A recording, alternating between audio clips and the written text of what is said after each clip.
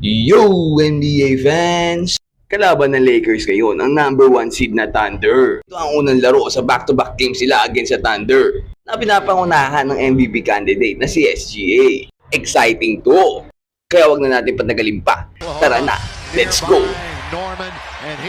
First quarter, 2 easy shots para sa big man ng Oklahoma.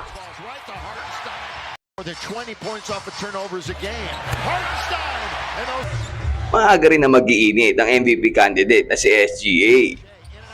Trying to get around Doncic, who held his ground nicely. Now SGA, and only 3 for 8 inside the arc. Gilgeous-Alexander. Sasagot naman dito si Luka with a wide open 3. At isang magandang bounce pass naman mula kay LeBron para sa end 1 play. Dito tatlo-tatlo yung sumabay kay LeBron James, pero wala man lang foul. At siya pa nga natawagan ng offensive foul. Charging daw. Grabe, pati si LeBron nagtakaw. Challenge naman yan ni Redick at na-reverse ang call. After nga niyan, pinaulan na ng Lakers ang OKC. Reeves, downtown. Vincent on the outside, up it goes. Oh, the tap pass goes to Vincent, looking for another one. Zacha with quality players. Luka launches. Nagpakawala pa ng napakagandang end 1 play itong si Luka bago matapos ang first quarter. Luka is putting on a show. Natapos ang first quarter sa score na 42-32 in favor of Los Angeles Lakers. Second quarter ay nagpatuloy ang init ng Lakers sa 3 sa pangunguna nitong si Austin Reeves. There's only one lead change as the Lakers. There's one of them. Austin! Corner open, Finney-Smith. Dito, Luka takes over. Pinasayaw pa si Chet. At dalawang magandang no-look pass ang gagawin.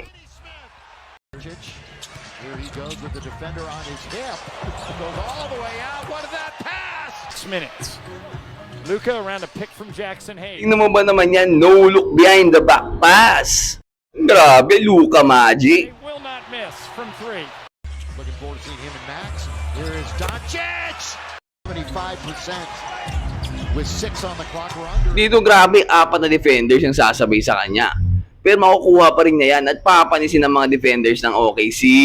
Tuluyan na nga tinambakan ng Lakers itong Thunder with a 22-point lead. Third quarter, susubukan buhayin ni SGA ang OKC. A little bit obviously shooting. Gilgeous-Alexander in a crowd, goes all the way to. They've led by a wide margin throughout most of this game. Gilgeous-Alexander scoop and score. Pero hindi talaga kaya ang hot shooting ng Lakers. Hindi mapihit.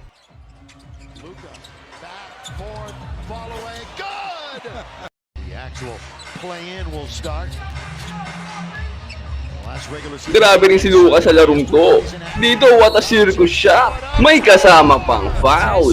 Fourth quarter, LeBron James naman ang i-score. Not seen since November 29th, and LeBron showing what he can still do at age. Ridiculously tough fadeaway shot.